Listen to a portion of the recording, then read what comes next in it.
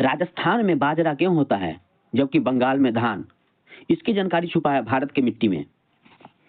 तो चलिए फ्रेंड्स, आज का वीडियो भारत की मिट्टी से जुड़े सभी महत्वपूर्ण प्रश्नों को इस वीडियो में कवर करेंगे। इसलिए आपसे रिक्वेस्ट है कि इस वीडियो को पूरा देखिएगा ताकि यहाँ से बनने वाले प्रश्न आपसे न छूटे। तो बिना देर किए इस वीडियो को शुरू करते हैं और फटाफट से इसे याद कर लेते हैं। देखिए, भारत की मिट्टी, भारत में भौगोलिक विविधता के कारण अलग अलग प्रकार के मिट्टी पाई जाती है। जैसे आपके मिट्टी जो है खेती, वनस्पति और मानव जीवन के मुख्य आधार का है। इसकी परिभाषा है आपका कि चट्टान के टूटने फूटने और जैविक पदार्थों के मिलने से बना ऊपरी परत को मिट्टी कहते हैं। ध्यान रखिएगा। उसके बाद है आपका कि मिट्टी बनने के प्रकार, प्रक्रिया। तो मिट्टी बनने की प्रक्रिया कौन कौन सी है देख लेते हैं। तो मिट्टी बनने की प्रक्रिया जो है, मिट्टी बनने का प्रक्रिया को मृदा निर्माण कहते हैं।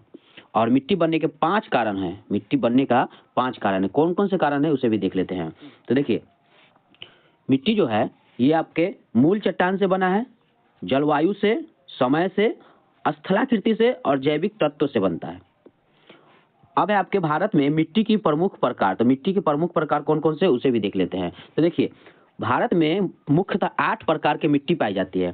पहला है आपका जलोढ़ मिट्टी, दूसरा है आपका काली मिट्टी, उसके बाद है आपका लाल मिट्टी, फिर है आपके लेटेराइट मिट्टी, 5 नंबर में आपके मरुस्थलीय रेतीली मिट्टी, 6 नंबर में आपका पर्वतीय वन मिट्टी, 7 नंबर में पीट एवं दलदली मिट्टी, 8 नंबर में है लवणीय एवं क्षारीय मिट्टी।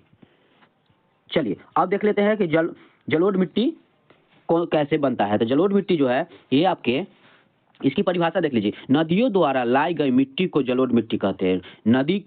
नदी द्वारा एक जगह से दूसरे जगह लाए हुए मिट्टी को जलोढ़ मिट्टी कहते हैं। इसके मुख्य विशेषता हो जाएगा आपका बहुत उपजाऊ।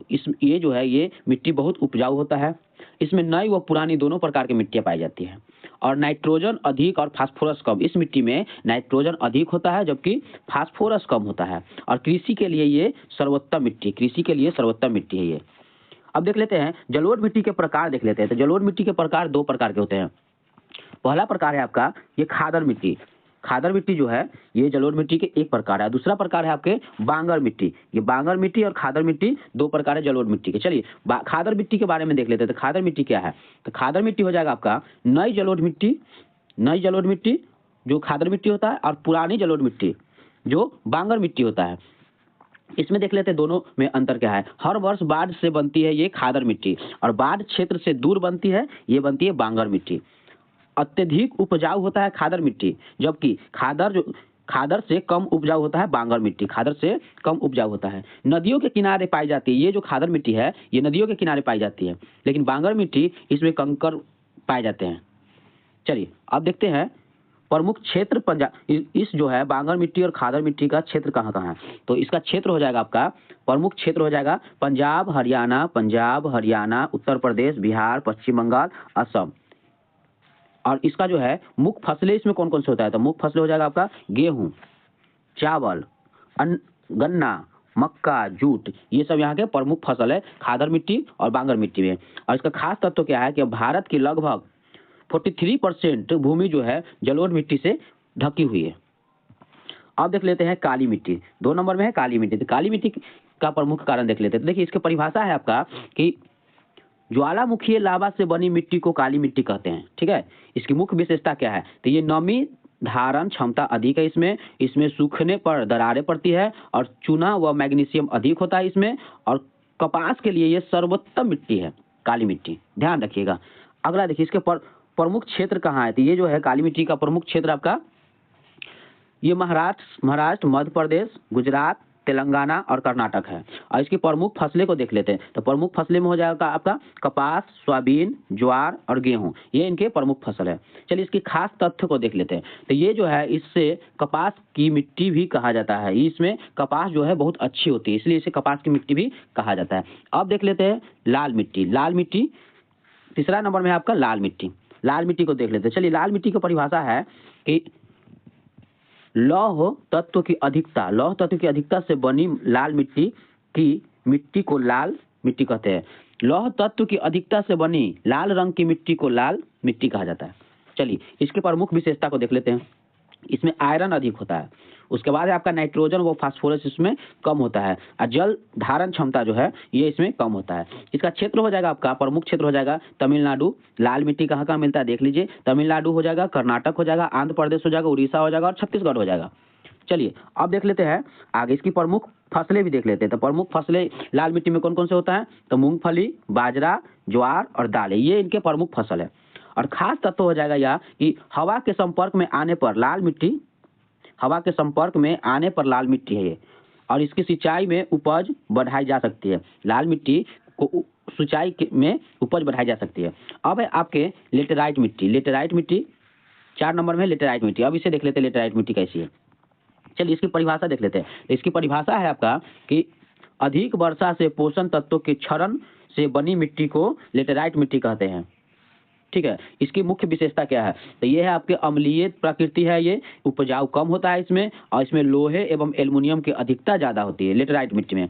चलिए अब इसके प्रमुख क्षेत्र कौन कौन से उसको भी देख लेते हैं। तो प्रमुख क्षेत्र हो जाएगा आपका, देखिए केरल हो जाएगा आपका प्रमुख क्षेत्र, कर्नाटक, गोवा, महाराष्ट्र, उड़ीसा, ये इनके प्रमुख क्षेत्र है। प्रमुख फसलें हो जाएगा चाय, कॉफी, काजू, इनकी प्रमुख फसल है। और इसकी खास तत्व को देख लेते हैं। यह जो है अधिक वर्षा वाले क्षेत्र में मिलती है, जहाँ पे सबसे ज्यादा बारिश होती है वहां पे ये मिट्टी पाई जाती है। और जो है खाद डालने से खेती संभव होता है। इस मिट्टी में खाद डालने के बाद ही इसमें खेती हो पाती है, अन्यथा इसमें खेती नहीं हो पाती है। चलिए अब 5 नंबर में आपके मरुस्थलीय मिट्टी। तो मरुस्थलीय मिट्टी की परिभाषा देख लेते हैं। देखिए मरुस्थलीय मिट्टी जो है ये शुष्क एवं रेगिस्तानी क्षेत्र में पाई जाने वाली मिट्टी को मरुस्थलीय मिट्टी कहते हैं। इसकी प्रमुख विशेषता क्या है, तो प्रमुख विशेषता भी देख लेते हैं। देखिए ये रेतीली बनावट है, इसका जो है रेतीली बनावट है, ये जैविक तत्व इसमें कम पाए जाते हैं और जल धारण क्षमता बहुत कम होता है। ठीक है, और इसके प्रमुख क्षेत्र ये कौन कौन से क्षेत्र में ज्यादातर पाए जाते हैं, तो रेतीली आपका राजस्थान में पड़ता है, जहाँ पे बालू की संख्या बहुत ज्यादा है। उसके बाद आपका गुजरात और हरियाणा इनके क्षेत्र है। और प्रमुख फसलें यहाँ कौन कौन से होते हैं, तो बाजरा, ज्वार और मूंग, ये तीनों इनके प्रमुख फसल है। अब देख लेते हैं खास इसका तत्व है क्या कि इसमें लवणता अधिक पाई जाती है और सिंचाई से उपज संभव है। इसका सिंचाई से उपज संभव है, पानी से इनका सिंचाई जो है इसका संभव है। अब देख लेते हैं 5 नंबर में आपका 6 नंबर में पर्वतीय मिट्टी। और पर्वतीय मिट्टी से परिभाषित करता है कि ये है आपके पर्वतीय ढालों पर पाई जाने वाली मिट्टी को पर्वतीय मिट्टी कहते हैं। इसके मुख्य विशेषता हो जाएगा पतली परत, कटाव की समस्या और जैविक पदार्थ का अधिकता। इसमें पर्वतीय मिट्टी में जैविक पदार्थ की अधिकता ज़्यादा होती है और इसमें कटाव की संभावना भी ज़्यादा होता है, परत इसकी पतली होती है। और ये इसके प्रमुख क्षेत्र हो जाएगा आपका जम्मू कश्मीर। देखिए जम्मू कश्मीर, हिमाचल प्रदेश, उत्तराखंड, जहाँ पे पहाड़ी इलाका है। और इसकी प्रमुख फसल यहाँ कौन कौन से होती है, यहाँ पे सेब होता है प्रमुख फसल, चाय और आलू, ये प्रमुख फसल है। अब देख लेते हैं आपके इसकी कुछ खास तत्व को। तो खास तत्व में आ जाएगा आपका इसमें लवणता अधिक पाई जाती है और सिंचाई से उपज संभव है। यहाँ पे जो सिंचाई होने के बाद इसमें उपज संभव है। अब है आपके दलदली मिट्टी। दलदली मिट्टी को देख लेते हैं। इसका परिभाषा है कि अधिक जैविक पदार्थों से बनी मिट्टी को पीट मिट्टी कहते हैं। इसकी मुख्य विशेषता क्या है, तो मुख्य विशेषता हो जाएगा इसका, देखिए इसका रंग जो है ये गहरा काला होता है, इसका रंग गहरा काला होता है और अत्यधिक अम्लीय भी होता है, इसका रंग अत्यधिक अम्लीय होता है।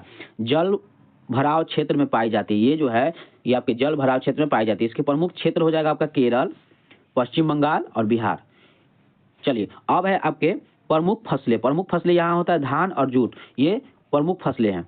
और इसकी खास तत्व है आपके कि इसमें हुम्मस की मात्रा बहुत अधिक होता है और कृषि से पहले सुधार आवश्यक है।